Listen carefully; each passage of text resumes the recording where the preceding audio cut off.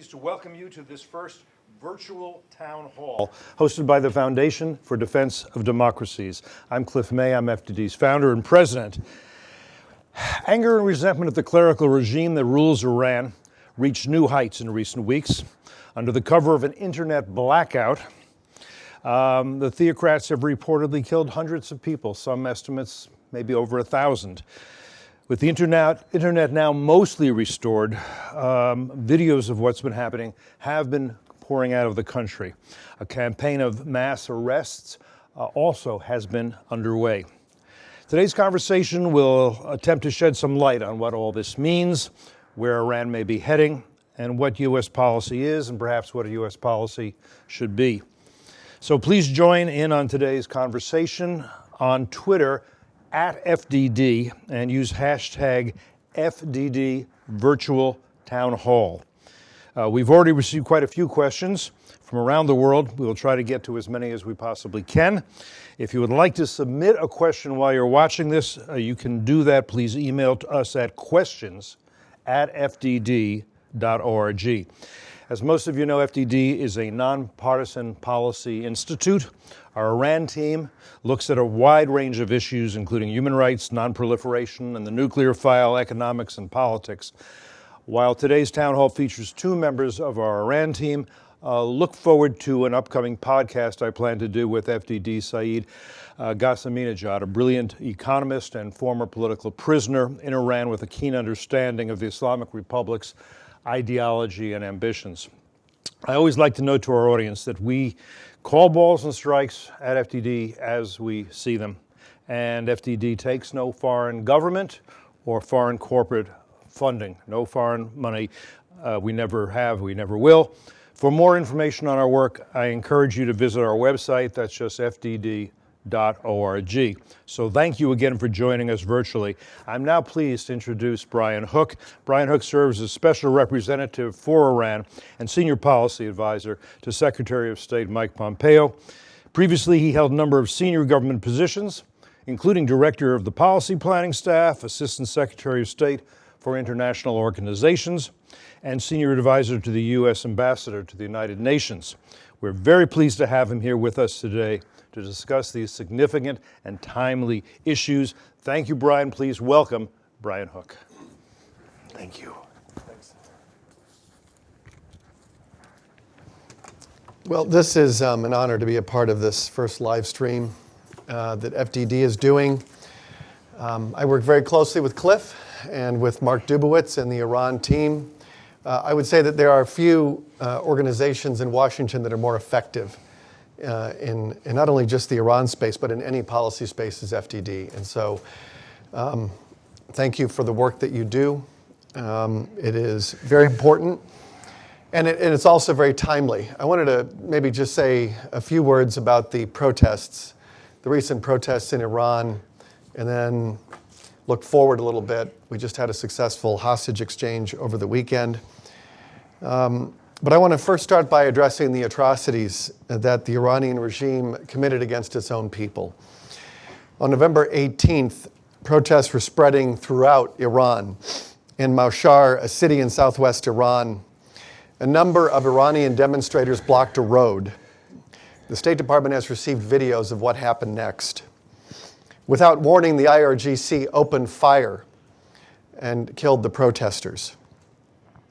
Many of the protesters who escaped gunfire fled to nearby marshlands to escape. The IRGC tracked them down and surrounded them with machine guns mounted on trucks. They then sprayed the protesters with bullets. Between the rounds of machine gun fire, the screams of victims can be heard. In this one incident alone, the regime murdered as many as 100 Iranians and possibly more. When it was over, the regime loaded the bodies into trucks. We do not yet know where these bodies went, but we are learning more and more about how the regime treats its own people. We have seen reports of many hundreds more killed in around Tehran. And as the truth is trickling out of Iran, it appears the regime could have murdered over 1,000 Iranian citizens since the protests began. It's very hard to have a concrete number because the regime blocks information in the unprecedented shutdown of the internet throughout the country. But among those murdered are at least a dozen children, including 13 and 14-year-olds. We have received reports from family members of victims who tried to recover the bodies. The Iranian regime demanded that the families first pay the cost of the bullets they used to kill their family members. In many cases, authorities would not hand over the bodies until the family promised not to hold a public funeral. Many thousands of Iranians have been wounded, and at least 7,000 protesters have been detained in Iran's prisons, which are notorious for harvesting the bravest elements in any protest and killing them out of sight of the public. And so many of these protesters were sent to two prisons, the great Tehran Penitentiary and to Garchok Prison. And last week, Secretary Pompeo determined that these entities, these two prisons, meet the criteria for gross human rights violations set out in CATSA. And we submitted to Congress the names of the prisons for further action. The great Tehran Penitentiary is known for its inhumane living conditions, unsanitary and overcrowded quarters, rodent infestations, insufficient food, water, and medical care. We have seen reports that protesters have been subject to abuse and mistreatment during interrogations, arbitrary beatings, and even rape. Garchok Prison is Iran's largest women's prison and also holds many members of religious minority communities. It is known for unbearable conditions, including regular assaults and inappropriate behavior of prison guards towards women, chronic lack of water, unclean living spaces, and an environment that enables rape and murder. The United States calls for the immediate release of all prisoners held during the protests, as well as for all political prisoners held by the regime. We believe that now is the time for all nations of the world to stand with the Iranian people, diplomatically isolate the regime, and sanction those government officials and organizations who are responsible for the human rights abuses and for murdering innocent Iranians. There has been overwhelming support for the Iranian people from the American people. It is clear that there is a bipartisan consensus in the United States that the regime's treatment of its own people is abhorrent and unacceptable. We are unified here in the United States. We need to see an international community that is likewise unified in support of the Iranian people. These protests have made clear what Secretary Pompeo and I have been saying for quite some time. The Iranian people want their government to focus on investing in their own people instead of their proxies. They are sick of the regime squandering its own wealth on proxy warfare, which only leads to diplomatic isolation and economic pressure. So what we have done in our campaign of maximum economic pressure is in many ways to make the same demands on the Iranian government that its own people are making. We would like to see the Iranian regime behave more like a normal nation and less like a revolutionary cause, to prioritize people over ideology. With the defeat of ISIS, the Iranian regime is the principal driver of instability in today's Middle East. So our campaign of maximum economic pressure will continue. A year and a half ago, when Secretary Pompeo gave his remarks outlining our new Iran strategy post-Iran nuclear deal, he made clear that the regime faces a choice. It can either start behaving like a normal nation, or it can watch its economy collapse. The supreme leader keeps making bad decisions and choosing the collapse of his own economy over the welfare of his own people. We have made clear repeatedly that there are diplomatic off-ramps for this regime. These have been on the table for years. And it's not just the United States that is offering the diplomatic off-ramps. We have seen vigorous efforts made by President Macron, Prime Minister Abe, leaders from Pakistan, Oman, and other countries trying to de-escalate Iran's escalatory activities. And Iran continues to reject diplomacy. We have kept our foreign policy squarely within the left-right limits of diplomatic isolation and economic pressure. We need the regime to meet our diplomacy with diplomacy and not with kinetic force, attacking Saudi Arabia, threatening the UAE, shooting down American drones in international airspace. This is the kind of behavior that is consistent with an outlaw regime. And for as long as the regime continues and makes the wrong choices, it will continue to experience deeper economic pressure and economic isolation. I want to close on a positive note. When the Secretary made his remarks a year and a half ago, he said that if we can reach a comprehensive agreement with this regime that covers the range of threats that Iran presents to peace and security, and this includes its nuclear program, its missile proliferation and missile testing, its regional aggression, and its hostage-taking, that we are prepared to end all American sanctions and to restore diplomatic ties. There are so many things in common between the Iranian people and the American people. And this regime, for a great deal of time, misrepresents its own people to the United States and to the world. There are a few countries that represent their people worse than this regime. And so we know that the Iranian people do not chant death to America. You had protests in 100 cities, and there has been no evidence over the periods of those protests that any of these protests were directed at the United States, our sanctions, or to President Trump. All of the protests were directed squarely at the regime. And there were many people in the commentariat who were predicting a year and a half ago that our sanctions would unify the Iranian people against the United States and it would have a rally around the flag effect. None of those predictions have proven true.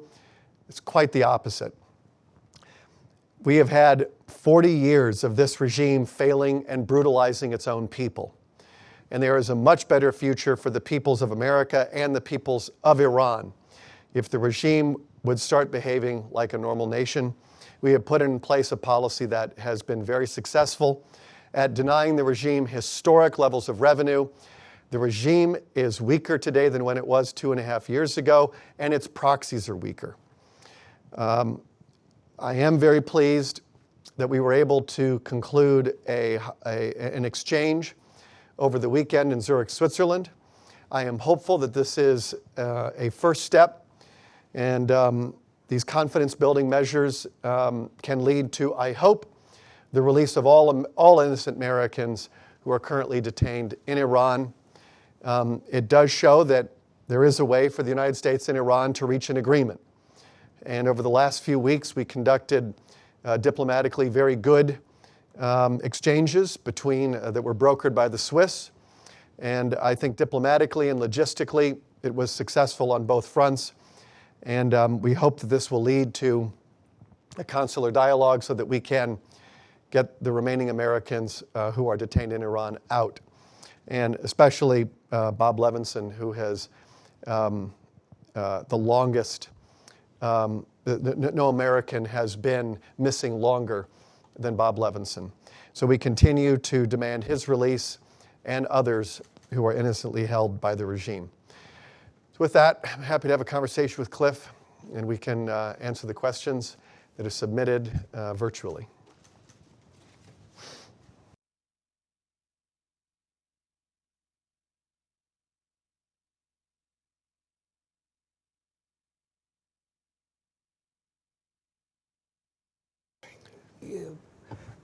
The scene you painted of what there has been going on, what you've seen, are there other scenes like that you want to describe, or from having seen many of them, is there a larger conclusion you want to draw after the exchange? Yeah.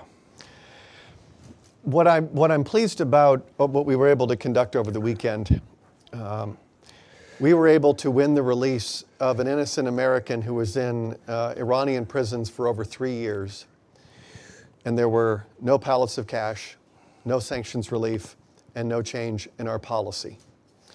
And this, I think, tells us that we're on the right track. We're doing the right things.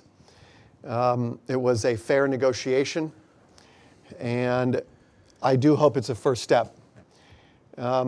President Trump and Secretary Pompeo have made clear repeatedly that they are ready to meet with the regime. And Iran needs to stop rejecting diplomacy. And I think it's important for the supreme leader to listen to his own people and to represent the views of his own people who would like to end this diplomatic isolation and economic pressure, and to start, I mean, I can't tell you the billions and tens of billions of dollars this regime spends in Iraq, Syria, Lebanon, Yemen, Bahrain, Hamas, Palestine Islamic Jihad. Imagine if that money had been invested in clean air, clean water, schools, better roads, better standard of living. Iran would look very different today, and so would the Middle East. I think Iran for the last 40 years has been so successful at proxy warfare and sectarian warfare that we have lost the ability to imagine a peaceful Iran and what that would mean for a peaceful Middle East. And so I hope this is the beginning of something. There were some comments that were made in the press today by the Iranian official who sat at the table with me in Zurich at the airport hangar. So those were, I think, positive comments, and let's see if we can build on it. Today you called on all nations of the world to be supportive of this. Our European allies, I would argue, have been less than supportive. I understand they feel they've been whipsawed by one administration with one set of policies and another with a different one, but they have, it seems to me, been working hard, not successfully, to get some economic relief to this regime, despite the sanctions, which have had more of a bite than, as you pointed out, some members of the commentariat probably thought they would without European participation of the governments. The companies in Europe understand it would be a bad idea to go in. Right. Do you see, as a result of the protests and the uprising of recent days, any change in European attitudes? There's been a few incidents that you can trace to Iran that I think are changing the view of not just European governments but other countries. The Iranian regime has now violated the Iran nuclear deal 4 times, and we can probably expect a 5th violation in January. And the Europeans, for the first time, are now publicly talking about using the dispute resolution mechanism when there are breaches under the Iran nuclear deal. That is the first step that would, if Iran does not cure the breaches of increasing the purity of enrichment and the stockpiling of heavy water, that it is the first step toward UN snapback sanctions. So it was an important step that the Europeans, I think, were willing to say that publicly. I have been arguing for the last year and a half that the Iran nuclear deal has undermined missile non-proliferation in the Middle East. Under the Iran nuclear deal, there was a prohibition on Iran's ballistic missile testing in the UN Security Council, and I had negotiated that resolution when I used to be up at the UN. And that prohibition was dropped as part of the Iran nuclear deal. And it went from a prohibition under Chapter 7 to calls upon language, which is not legally binding. And as a consequence, I think the regime interpreted that shift in policy to be permissive. And as a consequence, during the life of the Iran nuclear deal, we have seen an increase in the missile testing, the space launch vehicles, and missile proliferation. Just last week, we announced that we interdicted a shipment of sophisticated missile systems that seemed like they were heading to Yemen. It's the most sophisticated, it's of all the weapons shipments we've interdicted. These weapons were the most sophisticated that the U.S. Coast Guard and the U.S. Navy interdicted. This comes at a point when the Saudis and the Houthis are trying to reach an agreement, and there is a ceasefire around air and missile attacks. So while the Saudis and the Houthis are trying to de-escalate, you have the Iranian regime, and while the Iranian people are protesting the regime for its adventurism in Yemen, they're exporting weapons to Yemen, to the Houthis. And I think this demonstrates the corrosive role that this regime's foreign policy of exporting revolution is doing to the Middle East. So we need to keep exposing the regime. I think the Europeans understand after the September 14th attack by Iran on Saudi Arabia that we need to get after the missile program. We have lost deterrence around Iran's missile program, and we need to restore it. And I think that there is an increasing understanding of that.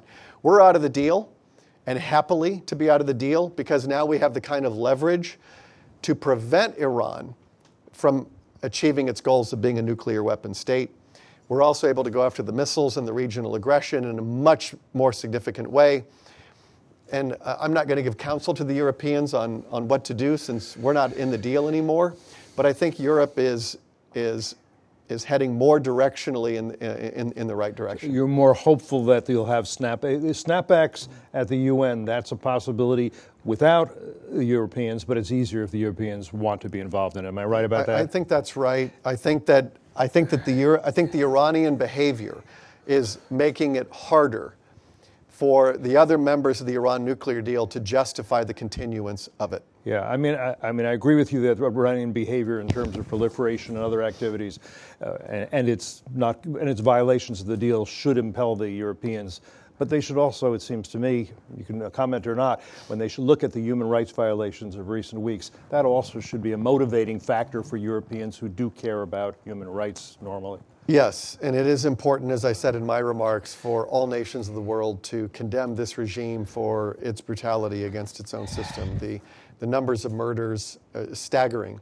Just to give you some context, we talk a lot about the 2009 Green Revolution, which had, I think, over 1 million protesters, and you had 10 months of protests from the stolen election. The regime killed 72 people during that entire period. They killed more people than that in one massacre. And even in Tehran alone, you're talking about hundreds who are murdered. So this is the deadliest political crisis, the deadliest political unrest the regime has faced in its history. In 40 years. It's 40-year history, yes, yes. And so this started as protests against the increases in the price of gas. The regime, our assessment is that more price hikes are going to be coming because they don't have the money that they used to. I want to be respectful of your time, but a couple of questions for me and others. One would be this. We've also seen protest demonstrations, unrest in Iraq particularly, and in Lebanon. There's a link among these various protests in these countries because in each of these cases, they're protesting essentially the neo-imperialism of the Iranian regime. I can certainly say that. When you look at Iraq, Lebanon, and Iran, the people of each of these countries are saying they want their country back. And Iran has this model, and it's the Hezbollah model, and they have been trying, that was successful, and it started in the early 80s. And you essentially have this cookie cutter model that they then try to replicate. The Houthis are only the most recent version of Hezbollah. And I had declassified some intelligence a few months ago where we announced that Hezbollah operatives are active in Yemen supporting the Houthis. We cannot allow, in like the Lebanization of Syria, the Lebanization of Yemen, the Lebanization of Iraq, where the government no longer has a monopoly on military force and people's national identities are replaced with sectarian identities. And then this leads to all sorts of bloodshed and misery and suffering and a lack of prosperity. So when I look at a place like Yemen, Iran's return on investment has been enormous compared to the billions they've spent in Syria. Relative to the hundreds of millions they've spent in Yemen, Iran has no legitimate interest in Yemen. And they would like to be in a position where they can threaten to close the Strait of Hormuz and the Bab el-Mandeb. Right. And we cannot allow this. And so I know those are particularly, just so people know, if they're watching, those are two of the most strategic waterways in the world, certainly in the Middle East, in terms of all the oil that flows through them into the Red Sea and out into the Arabian Gulf. Yeah, exactly right, Cliff. So Iran regularly threatens to close the Strait of Hormuz. Yeah. And thanks to our military and the FONOPs that we do, we navigate international waters wherever international law permits. And we're going to continue to do that. Iran threatens to close the strait. But imagine if the regime were allowed to be in a position where they could try to close both. That has enormous global consequences. So we've made clear this is not between the United States and Iran. We have our bilateral differences, but this is a much larger issue, and it's an international problem.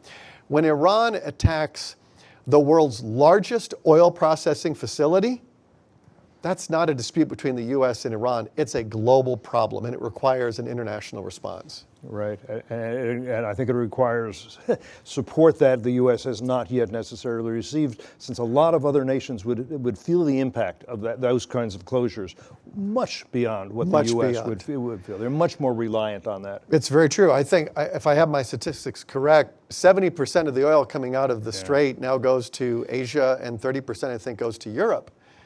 And it's very important for these countries to take the measures that are necessary. We've been very pleased. Our International Maritime Security Initiative, we think, has helped disrupt and deter some of the maritime attacks, the follow-on attacks that Iran has contemplated. So the combination of us sending 14,000 additional troops since May, getting the International Maritime Security Initiative going, and we've got a number of countries participating in that.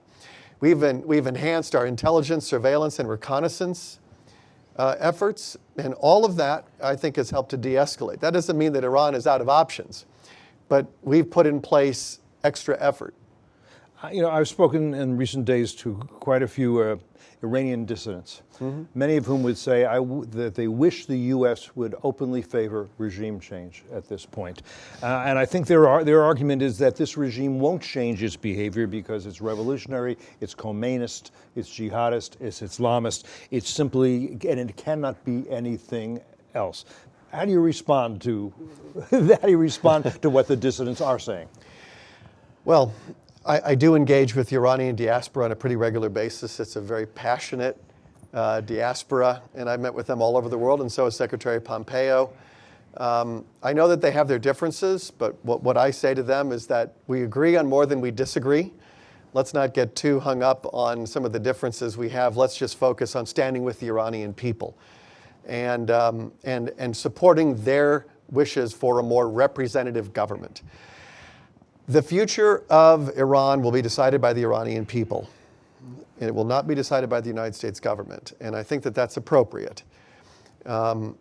We have put in place a policy which we think expands the space for the Iranian people to demand the reforms that not only the Iranian people are seeking, but the United States and other countries seek. And so we're very pleased with the success that our foreign policy has had. We know that we are reversing many of the gains that the regime has made over the last many years. So we're focusing on a change in behavior. And it was Cicero who said that money is the sinews of war. And this regime doesn't have the money that it used to, and its proxies don't either. And that's not the view of the United States government. It's also the view of the New York Times and the Washington Post, who in March and May respectively ran stories on the front page documenting that because of our sanctions, the proxies are much weaker today financially. That includes Hezbollah, Shia proxies in Iraq and Syria, Hamas. So these are good things. We weren't reading those headlines 3 or 4 years ago. True. Let me see if I can get 2 more questions quickly. One is from one of our online viewers, Ali Rezakiani. He says, what are you doing to make VOA Persian a more effective media outlet for the benefit of the Iranian people? And there have been criticisms of American broadcasting abroad. Of course, you have a nominee for the CEO of the Broadcasting Board of Governors, which oversees all American broadcasting. Can't seem to get that position in place. And there are quite a few positions like that. I'm sure you'd like to get it in place there are. before the administration ends its first term. Well, on VOA, it's funny you mentioned, I am working on an op-ed. I've got somebody from my Iran team here, Maura, who has worked on these issues with me.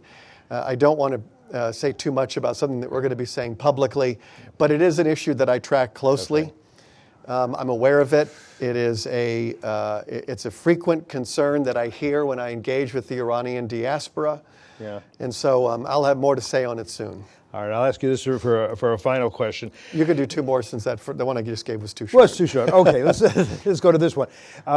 Look, this administration has taken a different approach to the Islamic Republic of Iran than any other administration, Republican or Democratic. I think a generous way to put it is, but you tell me, is that you looked at the other approaches, ignoring the Islamic Republic of Iran, being conciliatory, attempting to engage with the Islamic Republic of Iran, and perhaps you've learned from the mistakes and the things that haven't worked and didn't want to simply repeat policy approaches that have failed in the past and are likely to fail in the future. I'm glad you asked that, Cliff. Okay. I think it's something which, it's a good question because it requires one to take a few steps back and get some altitude on this. We don't get lost in this question of empowering moderates in the government. I think that can be kind of a Washington parlor game that sends you down roads that don't end up really promoting America's national security interests or a better future for the Iranian people. If you are in this regime, you're a hardliner, and that includes, I know people find Zarif very charming and everything else, but I've seen the same videos of him chanting death to America along with the other regime leaders. When I look at the Iran nuclear deal, 5 years from the time of its implementation, they agreed to end the UN arms embargo on the world's leading sponsor of terrorism. I'm just completely baffled by this. And the only thing I can come up with is that it's based on this theory that over 5 years, the moderates that they were trying to empower would in fact be in a position where when the UN arms embargo was listed on conventional weapons, that it won't matter. The problem is that, look, this is the problem. Why would Iran spend less money on terrorism if given more money to spend on terrorism? And that's what they did with the sanctions relief. It didn't go to the Iranian people, but I think one could have predicted that. This is the nature of this regime. So you need to starve the regime of the revenue that it spends on exporting revolution and sectarian warfare. And you need to stand with the Iranian people and not get lost in this question of who's a moderate and who's a hardliner. Take a very realistic and sober assessment of what's happening. I had asked some folks within our government to do an assessment of the 40-year history of the regime. When do we see a change in behavior? When do we see them come to the table? You need one or more of three things, historically. Diplomatic isolation, economic pressure, the threat of military force. That's it. If talking nicely worked, we would have settled this 40 years ago when they took our diplomats hostage. But it doesn't work with this regime. And they exploit the good faith that the United States has shown. I've heard people say, oh, the Trump administration is obsessed with sanctions and you think sanctions are the answer to everything and why don't you try sanctions relief? We tried sanctions relief. It's called the Iran nuclear deal. Yeah. And that is a modest and temporary nuclear deal that starts expiring in 10 months. And it completely expires in a number of years. And I have yet for anybody to tell me what is the plan after the deal expires. I do know this, that at the end of that expiration date, the regime will be economically stronger and so will its proxies, and they will have retained the infrastructure, as they've demonstrated, the nuclear infrastructure, so that if they want to race to a bomb, they'd be in a position to do that. So we pulled forward the expiration date of the Iran nuclear deal before Iran is stronger. And we're not going to kick the can down the road. We're going to address this now.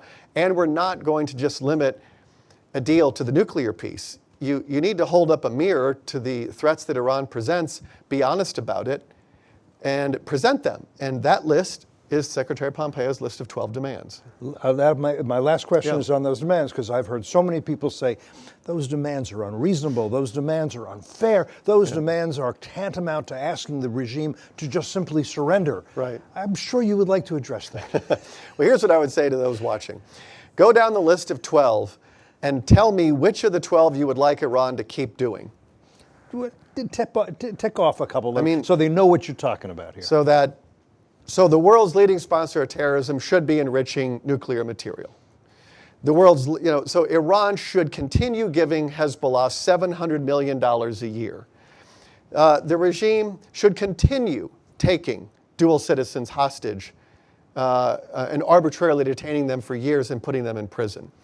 The regime should continue ballistic missile testing. The regime should continue exporting missiles to Iraq and Syria and Lebanon. And if you go down the list, you'll discover two things. One, there's nothing that anyone in the international community wants Iran to keep doing. Okay? Mm-hmm. Second thing you'll notice is that many of the items on that list of 12 you can find in a UN Security Council resolution that was passed unanimously. That includes the Russians and the Chinese. They voted for the arms embargo. They voted to put Qasem Soleimani and 22 other Iranian terrorists on a UN travel ban and assets freeze. They voted for a prohibition on ballistic missile testing and sanctions on banks that were facilitating Iran's nuclear and missile program. So to those who say that it's tantamount to regime change, they don't know their history. This is a very realistic. But I'd much rather be in this position than being in the position of sort of thinking small and hoping for the best. I've never thought that lighting candles is a very good strategy when you're dealing with the Iranians. You've got to be very tough. And the language that they understand and respond to are sanctions and diplomatic isolation. I wish it were otherwise. 99% of the countries in the world they speak a different language. But this regime, over 40 years, has shown a consistent disregard for the basic norms of civility and respect for human rights. Well, I think you've given viewers a lot to think about. I know you've given the panel a lot to talk about. Great. So thank you very much for coming by and doing this. This is good. Thanks for the conversation. Good to see you again. Thank you. Thanks.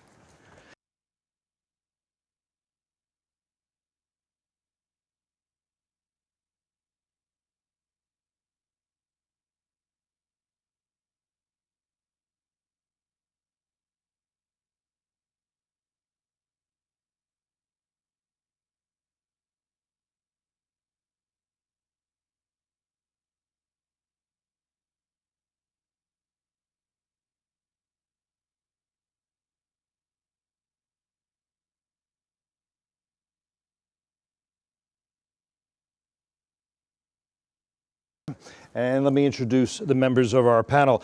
On my far right, Behnam Ben Taleblu is a senior fellow with FDD, covering Iranian political and security issues. Next to him, Ali Reza Nader is a senior fellow with FDD. He previously was a senior researcher at the RAND Corporation, where he authored numerous reports and studies on Iran. Suzanne Maloney is deputy director of the Foreign Policy Program at the Brookings Institution, formerly served on the policy planning staff at the State Department. Ali Reza, let's start with the basics here. Talk a little bit and describe, now that we know better, exactly as best as you can, what happened in Iran in recent days. Were these protests over the price of gasoline, an uprising against the clerical regime, both, or something else entirely? As Brian Hook said, this is the most serious political unrest we've witnessed in Iran since the 1979 revolution. It's fundamentally different than anything else we've seen. This is very different than the 2009 Green protests, which were focused on a presidential election that was widely perceived to be fraudulent. Iranians, from what we've seen in the past 2 years when this started, do not believe in reforms. They have lost faith in elections completely. This current round of unrest started in December of 2017 during the month of Day, so they call it Day-Ma protests in Iran. And from that time on, since now, we've witnessed Iranians come into the streets of hundreds of cities, denounce the Islamic Republic, say that they do not want a clerical government, that they do not want the dictator Khamenei to rule them, that they believe the president Rouhani is a liar. We've seen this continue for 2 years. What to me was unusual and very shocking and disturbing was the regime's level of violence committed against peaceful protesters. And it started as peaceful protests. that the regime responded to with brutal force. The security forces, the Revolutionary Guards and the Basij especially, had shoot-to-kill orders from Khamenei and the rest of the establishment. They had orders to shoot at protesters' vital organs, the head and the heart. Iran Wire has described this very well. There is a lot of documentary evidence, including videos, testimonials, to demonstrate this was a massacre. I believe this was a crimes against humanity, and all regime officials are complicit, from Khamenei to Rouhani, and even Khatami, the so-called reformist leader, who stated that the problem with these protests was that they were meant to overthrow the regime. And he backed the regime in its use of force. And I think what the Islamic Republic has managed to do in its response to the protesters is to basically put the entire country of Iran against this regime. If Iranians go into the streets to demand their natural rights and are met with bullets, how can anybody trust this regime anymore? How do we expect this regime to moderate on other issues like the nuclear program, the missile program, and the regime's regional activities? Behnam, Ali Reza mentioned that there have been other uprisings. 1989 comes to mind, 2009, obviously, 2017. We don't really know that this is different. Do we, except that it's on a larger scale? Well, first of all, great question, Cliff, and great to share the panel with all of you, as well as the online audience which is watching. I think when you look at Iranian protests and when you look at the history of the Islamic Republic, and indeed the history of Iran in the 20th and 21st century, it's often been the state versus the society. Street power, people power is always a popular theme in Iranian history, but especially so in the past 40 years. You know, I like to say, as long as there's been an Islamic Republic, there's been protests against the Islamic Republic. 94, 99, as you mentioned, 2017, 18, and the continuation of those qualms from the outside in, those who live on the metaphorical, literal, and geographic periphery of Iran, outside in, have had qualms with the way this country is being run. So looking at these protests, a couple of trends come to mind. In fact, 5 trends come to mind looking at these most recent protests and comparing them on.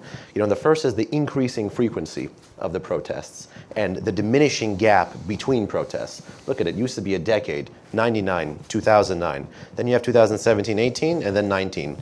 I expect in the future this trend to continue and there to be more protests in less time.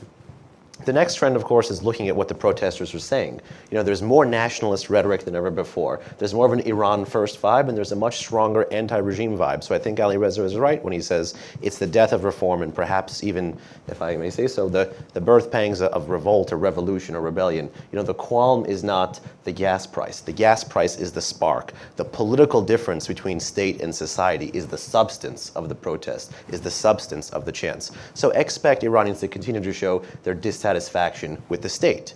The next, of course, is the increasing violence. That's the third.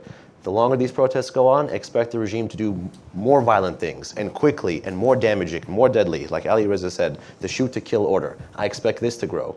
As the shoot-to-kill orders grow, the next trend comes to mind, which is, of course, the growing frustration of the Iranian people. Those protesting aren't those in, like we like to say in North Tehran, with jeans cooler than you and I. It's people from the outside in, the downtrodden, the dispossessed. There's a reason it's in impoverished counties and cities and towns first, and then makes its way to the big cities. So there's a growing frustration. And as there is growing frustration, there is vandalism. There is the targeting of IRGC owner-controlled banks. And I think in this most recent protest, there were 3 to 5 deaths of Basij and IRGC personnel. I would actually expect that to grow a little bit as frustration continues and people's demands are not met in the future. And lastly, this has been the huge trend through protests from the 1890s to today, the growing reliance on communications technology, both by the street and the state. The state to repress the street, and the street to communicate with one another and with the world. From the telegraph in the 1890s to Twitter, Iranians have used communications technology effectively to get their message out to the world, and I expect that to continue to happen, which is why the regime went from censoring the internet to blacking it out altogether. Suzanne, you heard my exchange with Brian Hook over whether or not this regime can become what he wants it to be, a normal nation rather than a revolutionary nation. In your view, is that a realistic possibility, or is the ideology of revolution, of Islamic revolution, Khomeiniism, so ingrained that there's no way that those who rule Iran right now can evolve into a normal nation? Thanks. That's a great question and a tough one. I really want to thank you and FDD for inviting me to be part of this conversation. I think it's a testament to the value of an institution when you bring a diverse set of perspectives together. And so we'll hear, I think, differing opinions on different elements of this challenge. Let's do it. So I look forward to being part of this conversation. I am relatively pessimistic about the prospects for reform in Iran today. And I don't see it so much as a function of the ideology of the system as it is a function of the structure of power in Iran. That fundamentally the strategies for reform that have been pursued over the course of the past 20 years in earnest, and with some at least initial success, have run aground because those who retain ultimate power are simply averse to giving up any of that power, and they have the tools and the means to preserve their position within the system. So the security services, the Office of the Supreme Leader, they really control the playing field. And to even participate in elections, to participate in the sort of permissible political sphere within Iran, you have to essentially sign on to the rules of the game, which means obeisance to the Office of the Supreme Leader and to the entire structure of power in Iran. And fundamentally, that means that those who come from a very different perspective don't have an opportunity for political voice within the system. And they find themselves, I think, driven to these kinds of upheaval on the streets to express their views, to try to generate some traction around their grievances, which they don't feel are being represented by the system itself. What we're seeing today, I think, is very much a function of the coming of age of the post-revolutionary baby boom. Iran had one of the highest birth rates in the world in the early years after the Islamic Revolution in Iran. And those people are now essentially coming to the age of maturity. They're 30, 35. They're looking to have some opportunity for a meaningful life, to get married, to move out of their families' homes. And because of the state of the economy, because those who have power have hoarded opportunities for themselves and for their own families, ordinary Iranians who are terribly well educated, who are incredibly well positioned to contribute to society, don't have access to the same opportunities. And they're feeling the brunt of years of mismanagement and corruption, as well as American sanctions, and they have no way to express it because they don't have access to the political system. So just to follow up on that, whether the reason that reform is difficult is because of ideology, as I suggested, or structural, and those who have a hold on power and don't want to give it up, as you suggested, does that make a difference from the perspective of forging U.S. policy, or is the policy response the same? They don't want to reform, they're not going to reform, therefore we should? Well, here is probably where I do differ, at least with some of my fellow panelists here. I think, as Brian Hook said, the future of Iran is very much in the hands of Iranians. I think that there are things that the United States government can do around the margins, particularly speaking out on behalf of those who are the victims of this government's policies in Iran, and particularly those who suffered as a result of the unprecedented repression that we saw over the course of the past month. But ultimately, I don't think we have any sort of magic beans that will enable us to intervene in Iranian politics in a way that would alter the structure of power in Iran. I think what we are likely to see as a result of the increasing difficulty that the regime is having in managing its own economic situation, as well as the response to this shockingly violent backlash against peaceful protesters over the course of the past month, is further fissures within the regime. Those aren't created by the United States. They will not, in fact, be directed by the United States, but they will contribute to, I think, new openings and new opportunities for change within Iran. I'm going to do one more follow-up. Maximum pressure 2.0, putting as much sanction pressure as possible on the regime. That's certainly, I think, what FDD has been pushing for, and I think it's what the administration more or less has. You support that, or you think, no, we need to let up the pressure a little bit? I think what maximum pressure has done is create two very big problems, one of which is specific to the Iranian people and one of which is specific to the broader regional security environment. On the latter, I'm concerned that we have jettisoned a mechanism for constraining Iran's nuclear ambitions without actually having a better one to replace it with. I understand and appreciate the criticisms of the Joint Comprehensive Plan of Action, of which I was a supporter, and I would be entirely supportive of measures that actually sought to redress some of those deficiencies. But in fact, what we have now is the potential for a nuclear crisis as Iran walks back its own compliance with the deal. We have disarray and lack of consensus with our key partners and allies on this issue. And we don't have a real game plan for preventing a further acceleration of Iran's nuclear program at this time. The other consequence of the maximum pressure, which causes me great concern, is the extent to which the consequences of that policy have been borne by ordinary Iranians. The elite can, in fact, insulate themselves, and in fact, in some cases, take advantage of the isolation that Iran is now suffering, and ordinary Iranians cannot. They're the ones who are suffering most directly.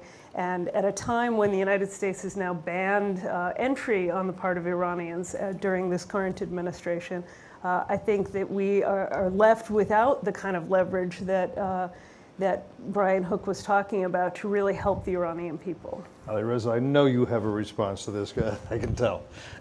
I think to understand this regime and its capacity for reform and change, you just have to listen what the regime says about itself. And I would advise anybody looking at Iran to also listen to what Iranians want and listen to their chants. But starting with the regime, after more than 1,000 people were massacred, Khamenei's representative in Tehran, the religious prayer leader in Tehran, said that Khamenei was carrying out God's command by killing 1,000 Iranians, injuring countless more and arresting countless more, and God knows what else in those prisons.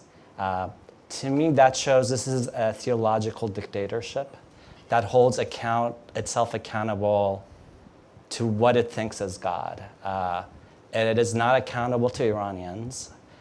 There's no political system for Iranians to participate in when you have a religious dictator who is maintaining his rule through the Revolutionary Guards and responds to the people by shooting them.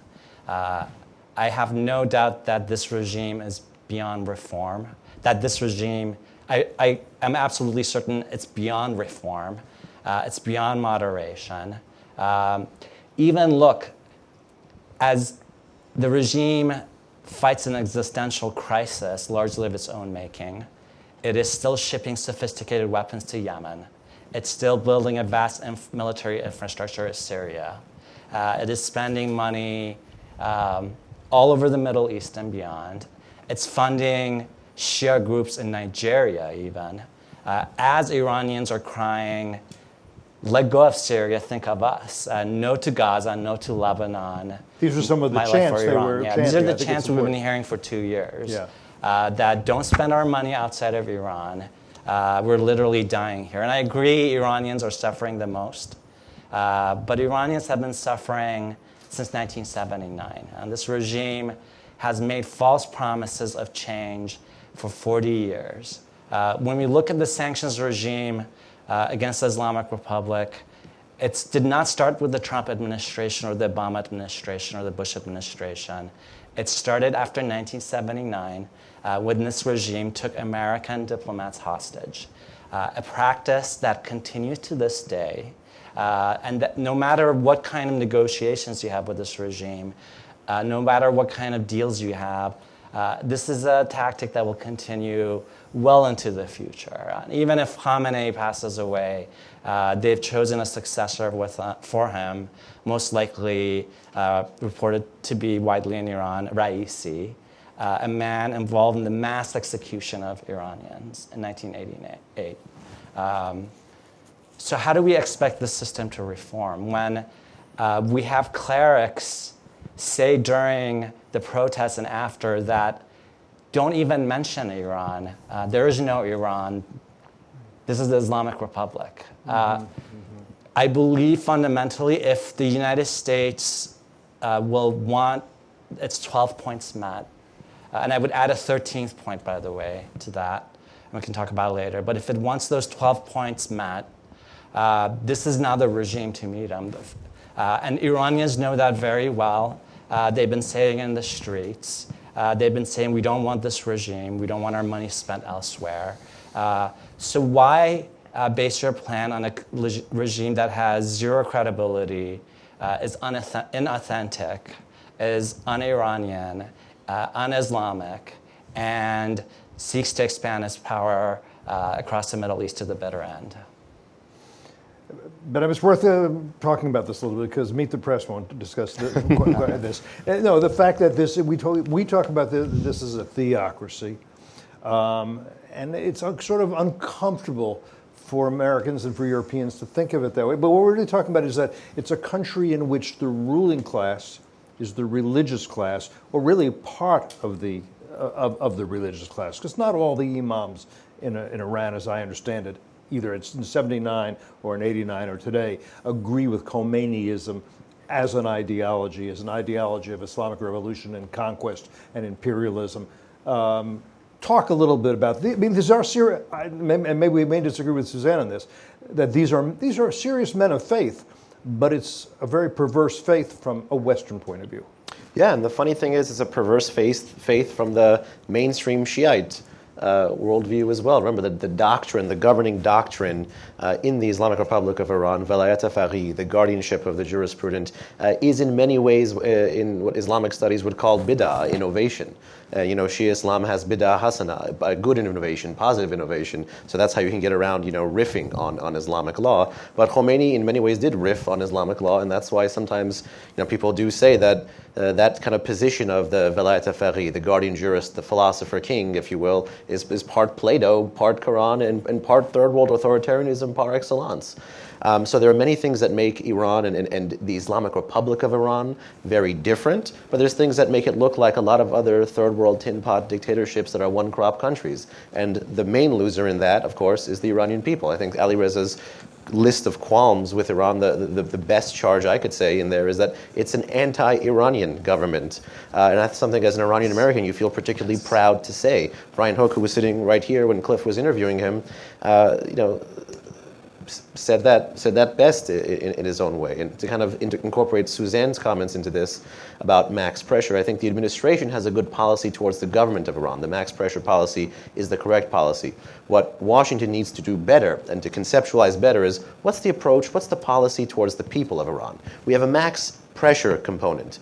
What is Washington going to be able to do the next time there's a protest? Because there will be one, and the trends indicate there will be one soon, and there will be one that is violent and destabilizing and will continue. There will be more and more protests. That's the history of this country, state versus society in the modern era.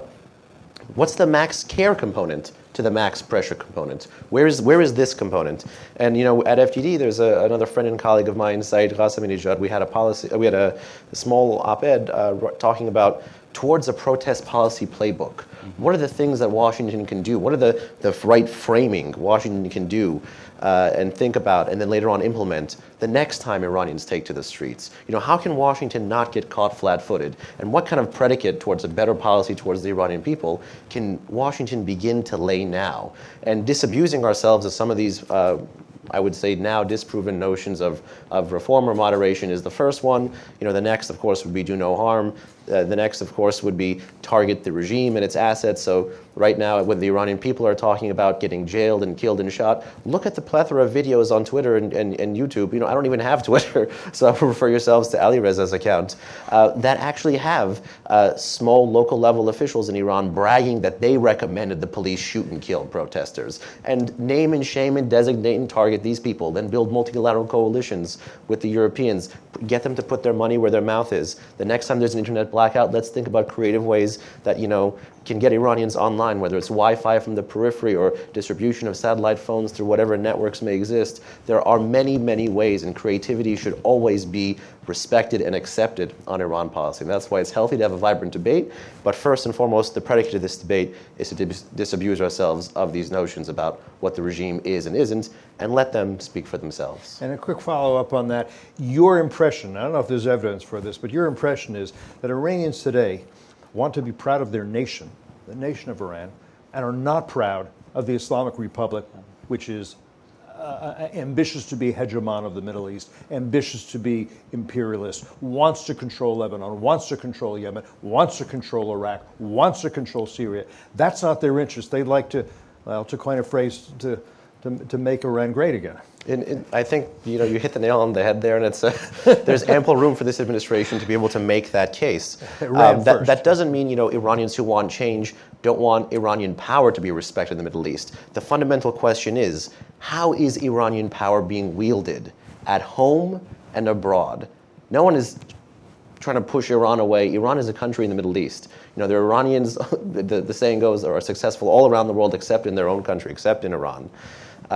So what are we going to do about that? What is Washington going to do about that? And when you listen to the chants on the streets, Surya raha kon, fikri bima kon, forget Syria, think about us. These are claims to roll back Iran's influence and to use its wealth for its own national purposes. And there's a reason why the Islamic Republic of Iran, its foremost revolutionary militarist entity, the Islamic Revolutionary Guard Corps, doesn't even have the name Iran in it.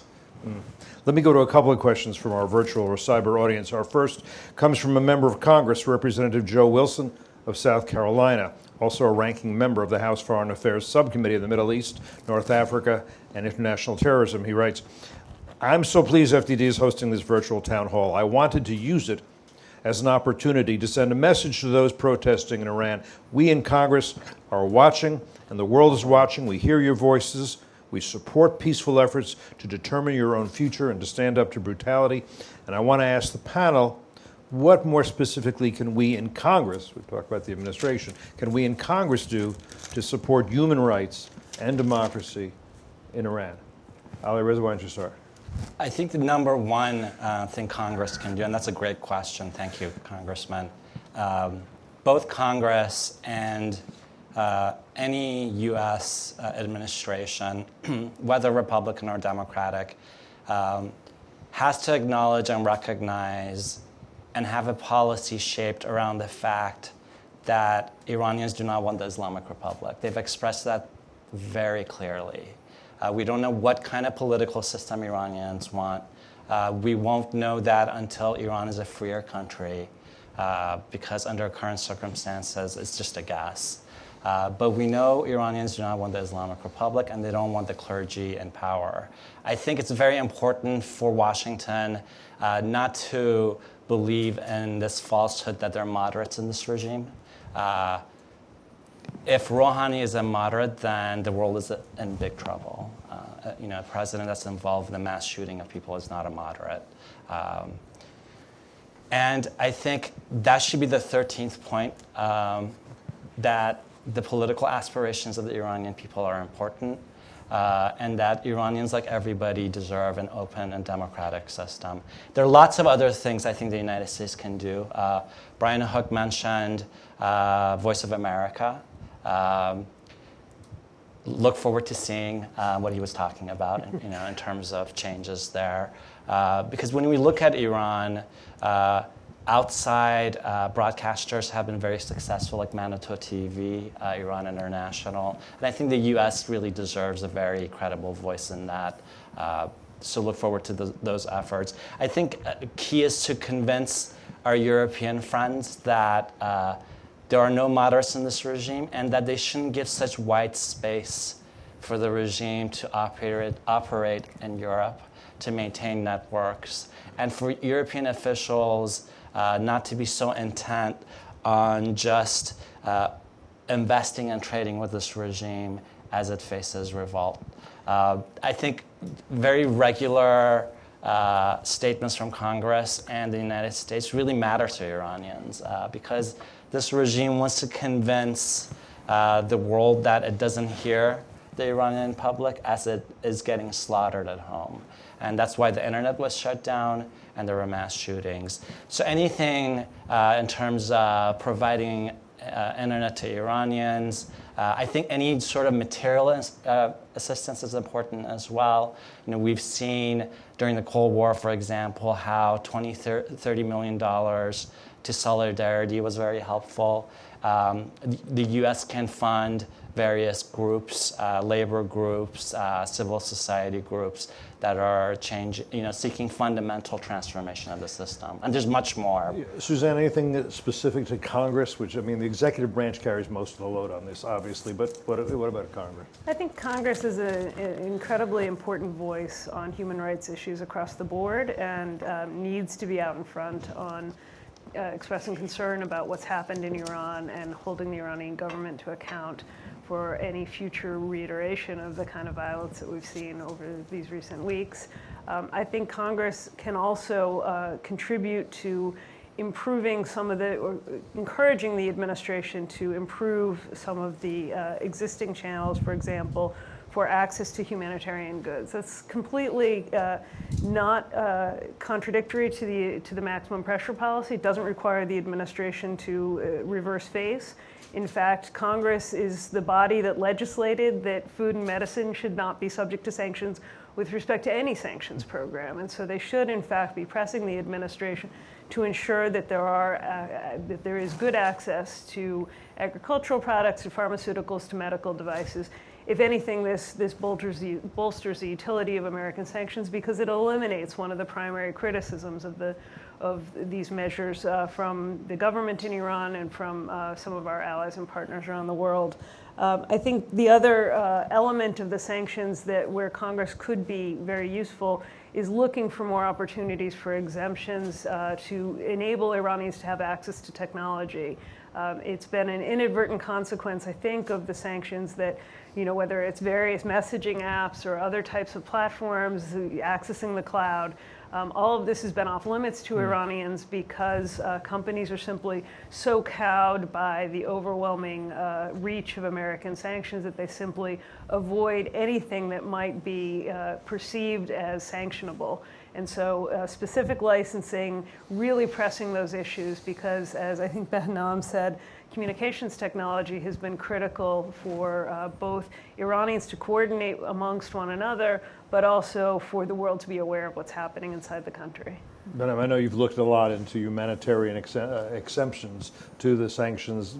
Talk about that. Could this be done better, or is it being done better than people realize? As has most of our Iran team, led by Mark Dubowitz. There's lots of minutiae, as you know, to the sanctions policy, the sanctions regime. As Suzanne just mentioned, a lot of these penalties that were resurrected by the Trump administration were actually passed through statute. It was a congressional action that presidents, Bush, Obama, Trump signed on to, resurrected, enforced, and they all had these humanitarian exemptions, these humanitarian channels. So the carve-out exists in U.S. law, something that FDD has done, particularly two scholars, two analysts, Saeed Ghassemi-Nijad and David Adesnik. They've looked at actually trade data, EU trade data, Chinese trade data, and said, actually medicine flows, pharmaceutical exports seem to be the same, if not growing a touch, than in previous years. And so if there is some kind of pharmaceutical shortage in the country, what is this the result of? Then you go back and look at stuff that the regime itself had put out through semi-official media in 2012, 2013, the previous peak of Iran sanctions under President Obama. And that's when you had different government ministers, different officials talking about things that were prioritized at the border through corrupt officials, where corruption, of course, unfortunately, is rampant in Iran. But it was things like automobiles, dog food, luxury vehicles, cosmetics, that these corrupt border guards, corrupt border crossing officials were prioritizing at this thing we call in Persian the gomruk, the kind of the border crossing. So I expect much of that to be happening here. Suzanne also mentioned the oversight function of Congress, which I think is crucial moving ahead. Congress and the administration should be on the same page about locking down Iran's escrow money abroad. For instance, making sure that Iran is not taking advantage of existing humanitarian channels and existing cash it has sitting all around the world. Can I add to that, actually? Yeah, sure. We have to be careful, too, about the regime's narrative on medicine shortages, because there have been regime officials who have admitted they're responsible for medicine shortages. They stockpile them, steal them, and then make money off of them. And even the health minister yesterday said that there is no medicine shortage in Iran. While I think it's important to have mechanisms to facilitate humanitarian trade, we have to be really cognizant of the fact that the regime creates a humanitarian disaster for Iranians and blames the United States and uses that narrative very effectively. Zarif actually really takes advantage of that narrative. If you look at his communications in the last few days, he said nothing about the slaughter in Iran, but he has time to mention medical goods that are not being exported to Iran, I think from Sweden or a Swedish company. So we have to be very aware of how this regime uses the suffering of Iranians as propaganda and a political tool. Mm-hmm. Another question from a member of our virtual town hall audience, Michael Shields. Actually, he has two questions that are related. He's asking, right now, the Iranian regime is probably considering various actions against U.S. military forces and coalition forces in the region. They've threatened our military bases with their rockets, and they're probably thinking about what else they need to do to squash the dissident movement, because they, like you, think, okay, this could rise up again if we're not careful. What are they likely thinking about doing right now, both in terms of hitting the U.S. or retaliating against U.S., hitting or retaliating against those dissidents who are not dead, wounded, in jail, that sort of thing? Benham, go, you start. Sure, I'll try to keep it brief. Listen, I think Iran has a very highly calibrated, graduated policy of escalation. Escalation on the nuclear front, escalation on the home front, escalation in the region, terrorism, missiles, cyber. They know that they're poking and prodding, much like the Soviet Union did, to look for where is the red line, where is the cap. And I think that they unfortunately understand that the U.S. in some of these theaters of conflict, in some of these areas where the U.S. and Iran are at loggerheads, places like Iraq, for instance, other places, that the U.S. seems to have a pretty high bar. And so now they're getting a couple of their licks in, they're getting a couple of their punches in. And that's why you've had these rocket and mortar attacks on the green zone almost semi-consistently in places like Iraq.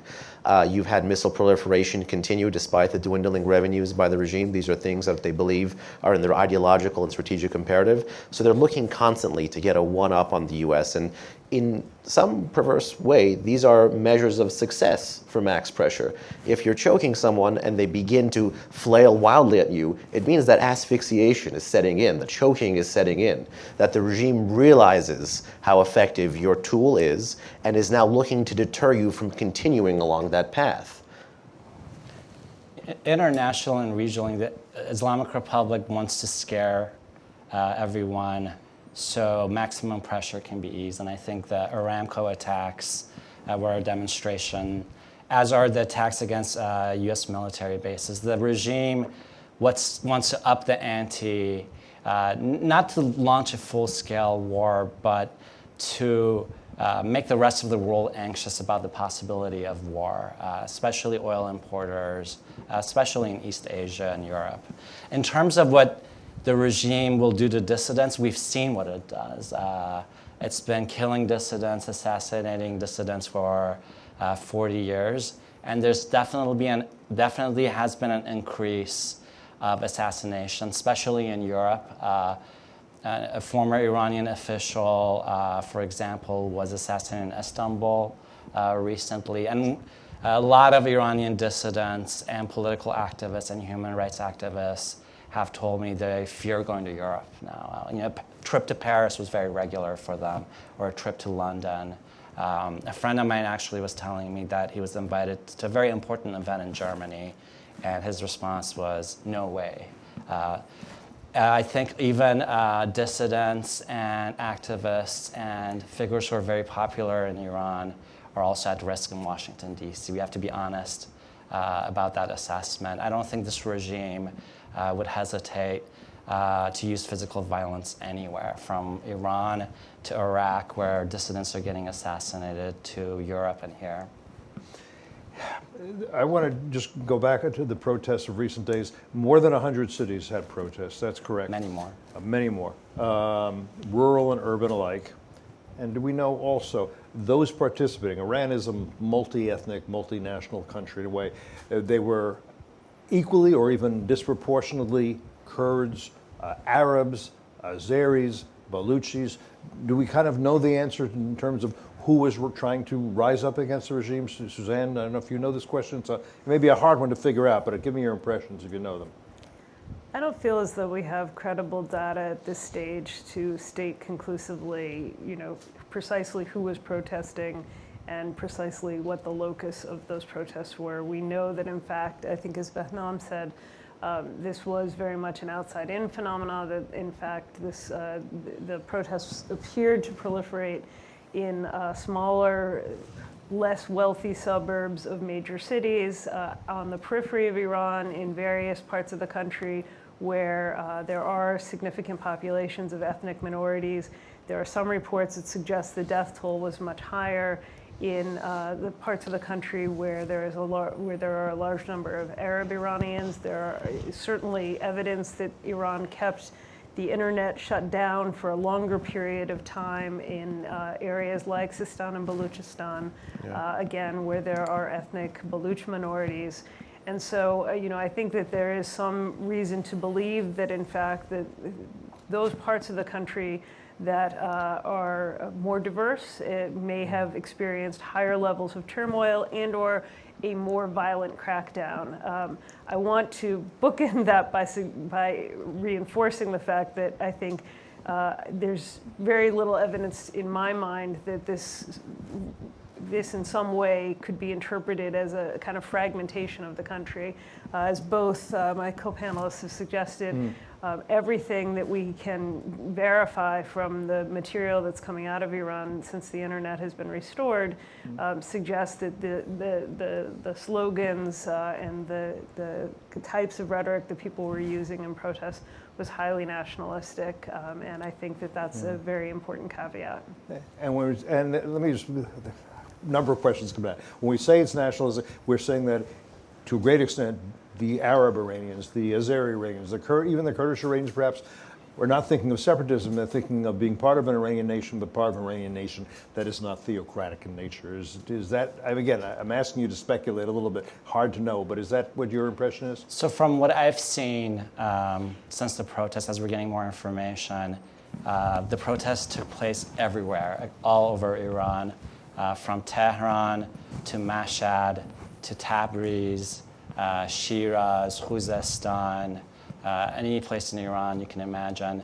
The epicenters of the uprising appear to be Shiraz in the south and much of the Fars province, the heartland of the Iranian nation, where the Iranian people first settled. So these are very nationalist areas. Areas where the Lors and the Bakhtiaris live, again, very nationalist people. But also Khuzestan has experienced a lot of unrest in the last 2 years, as have the Kurdish areas. When it comes to Tehran, there were very few protests I saw in North Tehran, but there were major demonstrations and acts of violence by the regime and then responses by the protesters all around Tehran to the west and east. Some of the worst violence were in the suburbs of Tehran. The chants have been very highly nationalist for the past 2 years. Iranians have expressed support for the Pahlavis. Javid Shah, long live the king, has become a major chant. And so I don't see this as an ethnic issue. This is more of a national revolt against the Islamic Republic. And I want to, just for viewers who may not, I want to make it clear, when you talk about North Tehran, you're talking about some of the more elite and wealthier neighborhoods. You talk about the Pahlavis, you're talking about the Shah of Iran and his son. So North Tehran, look, there's a class of people in Iran, which is a very small part of the population in Iran, that is very well off and depends on the regime to maintain sometimes a very spectacular lifestyle. The rest of Iran, the 99% of the population is relatively poor. And I just want to read to you what Khatami himself said, how he sees the situation. And just tell us who Khatami is so people understand. The former president who's considered a leading reformist, more in the West than in Iran. But he said, This was his analysis of the uprising. If the middle and upper class join forces with working class protesters, then no amount of military and security power can do anything. It will be the hukumat, or the regime, versus the people. So while Tehran and some of the bigger cities have been quieter, the regime itself has an expectation that the unrest will come to Tehran. By the way, Benno, Khatami notwithstanding, this revolution, particularly, or this, not, I shouldn't call it, this uprising, this protest movement, compared particularly to 2009, seems to be almost leaderless, seems to be much more spontaneous. Is its leaderlessness a liability or an asset? Well, I agree that it's a bit of both. It's a liability and an asset. I know many analysts in Washington of all different political stripes believe it to be the same way. Sort of to borrow from Star Wars, there will be another. There will be another because it is leaderless, but because it's leaderless, you can't jail, maim, rape, torture one or two people. It's systemic. And, you mentioned earlier the media, Cliff. I want to riff on this again, if we can, for a quick minute or two. The media has been very enchanted by the sparks that set off these protests in Iran, whether they have leaders like Mousavi and Karoubi, the former Prime Minister Mousavi, the former Speaker of Parliament Karoubi in the 2009 Green Movement, or the more recent batch, 2017, 18, and 19. They've been enchanted by some of these protests. But really, they're enchanted by the sparks and not the substance. And the most enduring thing about these protests is that they have a political substance. And that political substance tells you a bit more about the worldview of your average Iranian. While we can disaggregate all we want to, Iranians of this ethnicity, Iranians of this geography, Iranians of this class, Iranians of this part of Tehran, the slogans across all these different parts of the protests seem to be unified, and some of them have continued across protests. The Na Gaza, Na Lubnan, Janam Fada Iran, the not Gaza, not Lebanon, my life for Iran, that was a qualm, a chant, you could say, Iranians had since 2009. And it escalated and escalated. And these are unmet demands. And as they continue to be unmet, the grievance moves from one town to another and picks up kind of like a contagion effect. Before, Tehran was always going to be the primal point of the protest. Now it's, as Suzanne was mentioning again, outside in. I mentioned something about Islamic law before. I'll do something biblical now. That phrase from Matthew where it's the first and the last and the first. The next protest, you can almost guarantee, based on the same trend, will be led by those who were the last in Iran, who live as second-class citizens. The second-class citizens will be the first to protest. And that usually is the ethnic poor, the downtrodden, the dispossessed, the religious classes, the rural folks. But it won't be exclusively them. This is in many ways a national issue. Go ahead, yes. I just wanted to jump in because I think, as we've been analyzing what happened in this go-around, just as happened in late 2017, early 2018, there is this insistence that the economic genesis of the protests shouldn't bound our analysis of it. I think that's important, but let's be clear, economics is political. People are coming to the streets fundamentally because they have genuine day-to-day concerns that affect their quality of life. And they don't see the government as addressing those concerns. And so I don't think it's in any way diminishing the protests that these have economic sparks, that they are in fact precipitated by the really difficult straits that the Iranian economy is in.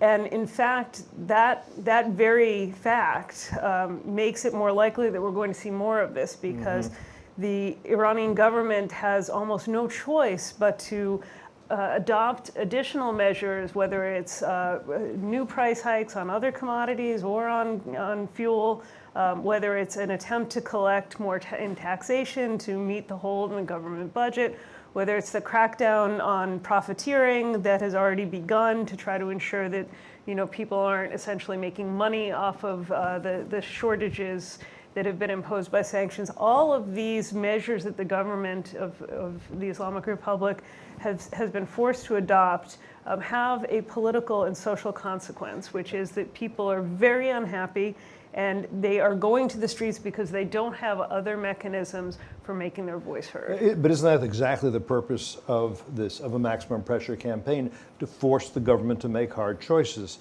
And maybe pushing back on you, I wouldn't say they have no choice. They have a hard choice. They have limited funds.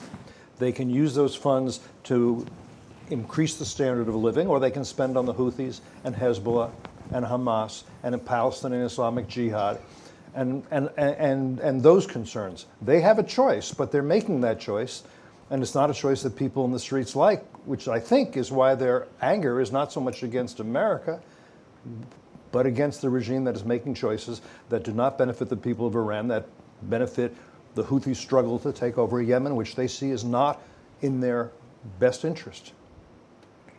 I don't disagree that the government is having to make hard choices, and that fundamentally those hard choices are contributing to the unrest that we're seeing in the streets, and that's why I expect to see more. You expect to see more. Go ahead, yeah. No, the public doesn't blame the United States. One of the chants for the last 2 years has been that they lie when they say our enemy is America. The enemy is right here in Iran, meaning the Islamic Republic. Iranians understand what the root cause of the problem is. It's the Islamic Republic. And the economic problems are rooted in the Islamic Republic. They're rooted in its corruption and its avarice.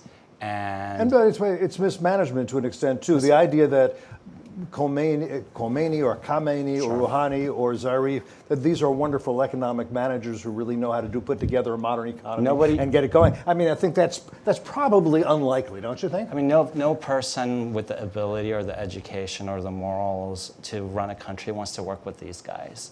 So it's a matter of that, but basically the Islamic Republic is a mafia state. It extracts wealth from Iran and everywhere else and spends it on itself at the expense of the Iranian people.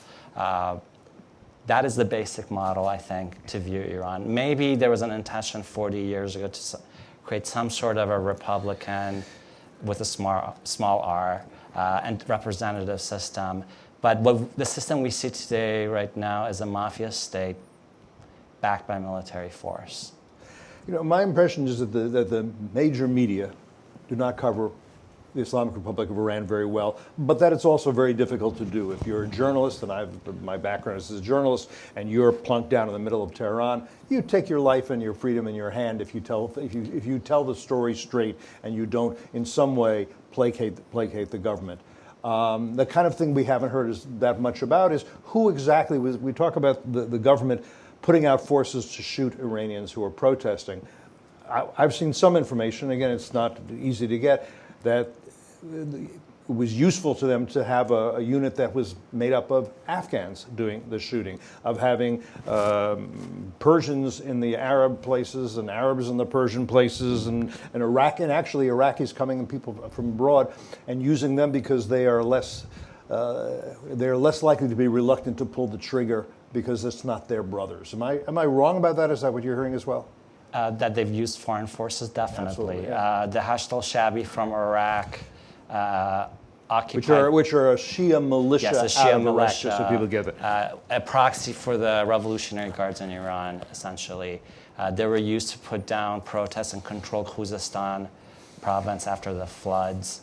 And it would not be surprising to see if security forces within Iran defect eventually or are unwilling to shoot people en masse, that the regime resorts to foreign forces like the Hashd al-Shabi and the Afghan Fatemiyun forces, because those forces are meant to serve the regime's interests, and they're more likely to kill Iranians than actual Iranians. Mm-hmm.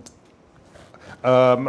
According to some reports, and these have come from the UN, that the authorities were saying shoot to kill, not just use tear gas, but shoot to kill. But why does the regime, I guess pretty an obvious question, why does the regime want to shoot to kill? I think the answer is, I guess, serious intimidation. Actually, let me use that as a bridge to a final subject we should talk about, and that is there may be enthusiasm and hopefulness that the people are rising up against a regime that they see as oppressive, but a seriously oppressive regime, a regime that doesn't respond, I don't know, like the Brits in India, or perhaps you might even say like the Shah did, a regime that responds like Bashar al-Assad did in Syria, and who essentially said, I don't care how many Syrians have to be killed. I'm staying in power. I'll do what is necessary.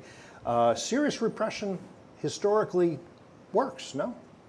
Well, I don't want to get into the history of it, but it has worked in the more recent past in the Islamic Republic. Suzanne mentioned something in her initial comments about preparedness. And to me, the big shock is how prepared the regime was for this, and prepared to use violence, and prepared to dispense with protesters in this way. You know, I always like to talk to my friends in the diaspora that they track the protests, I track the security forces, and we can meet in the middle and talk about it.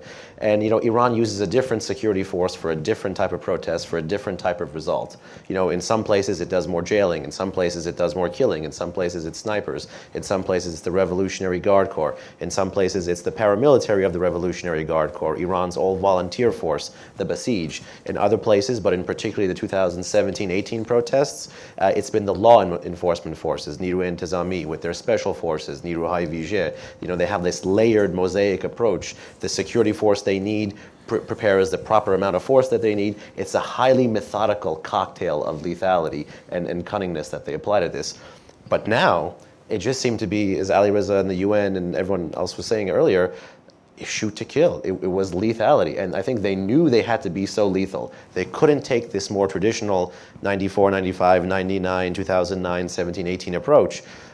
They had to be more lethal, and they had to be quick about it. And that's why it occurred. It occurred not with censorship, but with a blackout. You know, you talked about the press earlier. The Washington Post has the saying, democracy dies in darkness. Well, guess what? Iranians are dying in the darkness.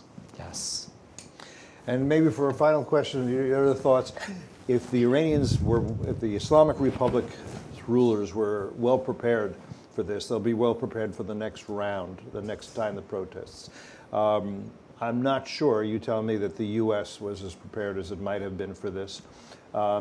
Perhaps it should be preparing for the next time there is an eruption like this, as well as the Europeans, as well as those in the Gulf who might want to be supportive of the Iranian people. Is there more that can be done and should be done to prepare if the Iranian people do as Suzanne suggests and say we are going to change either the behavior of this regime or change this regime on our own, but if the rest of the world or part of the rest of the world wants to be supportive? Suzanne, you start and we'll go down the row here. Sure.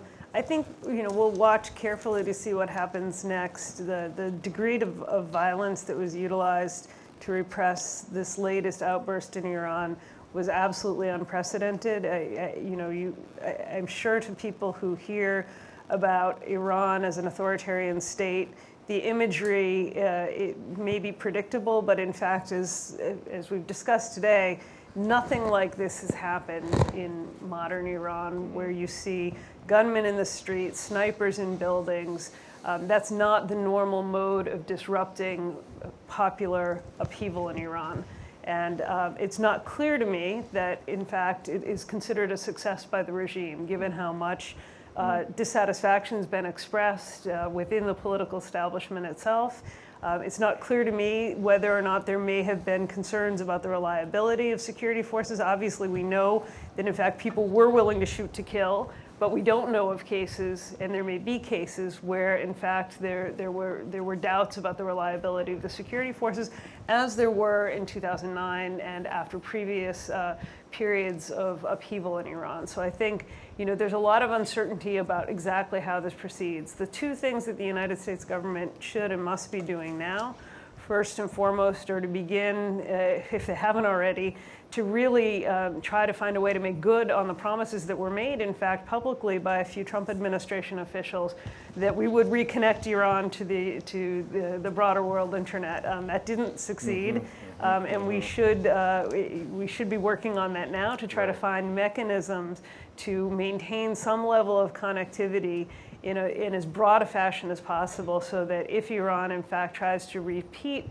the blackout that they imposed in November, that we can find ways to mitigate it. The other important thing that I think the administration ought to be doing is to ensure that across the board that there is a readiness on the part of our partners and allies to speak up in a really vociferous way. Unfortunately, what has happened is our European allies in particular are so focused on the nuclear issue as their highest priority and preserving the nuclear deal because of what the administration has done in terms of walking away from the deal.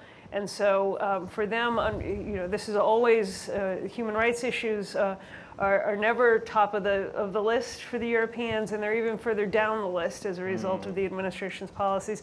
We really need to make sure that whatever our asks are of the Europeans today, that we are demanding and helping them to find ways to speak out, and not just to speak, but in fact to put their money where their mouth is, and to contemplate what types of reduction in diplomatic engagement and other types of measures they'd be prepared to undertake if, in fact, we see similar repeats of what's happened over the course of the past few weeks. Ali Reza, your final thoughts on this? Providing internet is key, and I know the administration has been working on that, and it's a very, very difficult technical situation. But I also think the U.S. media, the private sector plays a huge role in this. There's barely any coverage.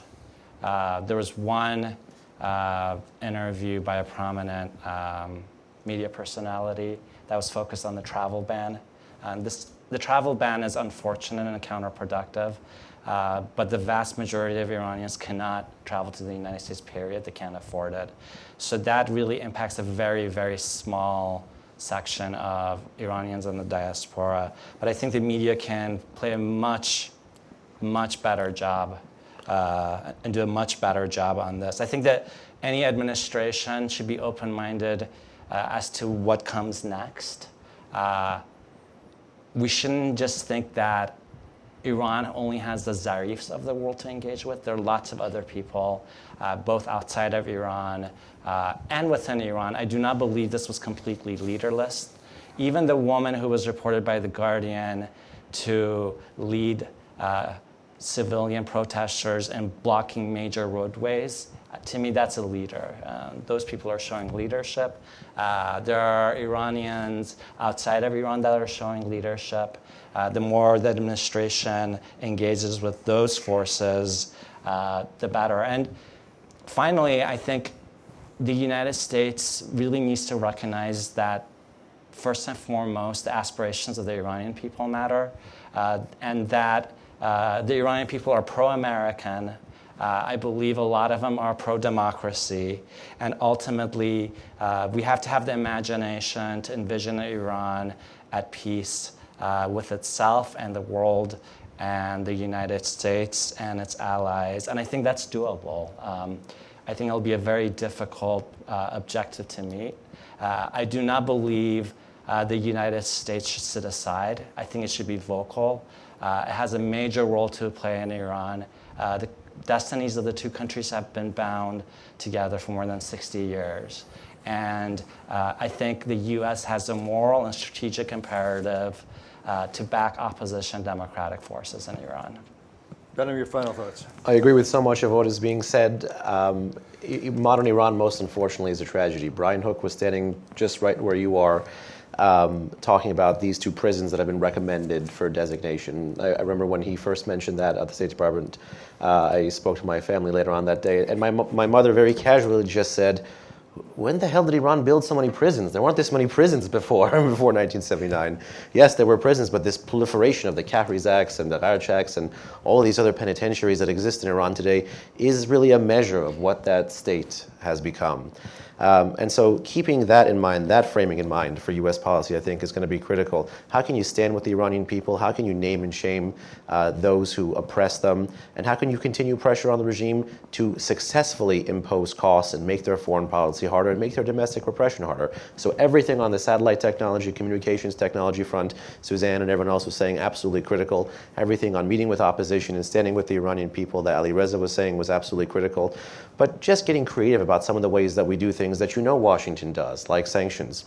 There's tons of videos now. Washington should be able to geotag some of the protests. You see protests in Karaj, You see deaths in Karaj, you see arrests in Karaj. Going after the entire chain of oppression in Karaj would be a great idea for U.S. sanctions. That would really stand with the Iranian people. Whether it's the law enforcement police commander, the Basij commander, the Revolutionary Guard commander, the governor general, there is a chain of repression that exists in Iran. And every time you see these different protests in different places, signaling to the Iranian people that we understand it's not one or two people that's against you. It's an entire system. Would do exactly what President Obama said many years ago about, I think, relationships, which is to say, I've got your back. Well, there's nothing left to say except thanks to Behnam, thanks to Ali Reza, thanks to Suzanne. Thanks also to you. This is an experiment, a virtual town hall. If you liked it, let us know through Twitter or through email. If you have criticisms or suggestions, we want to hear that as well. I'm Cliff May. This is FDD. Thanks again. See you next time.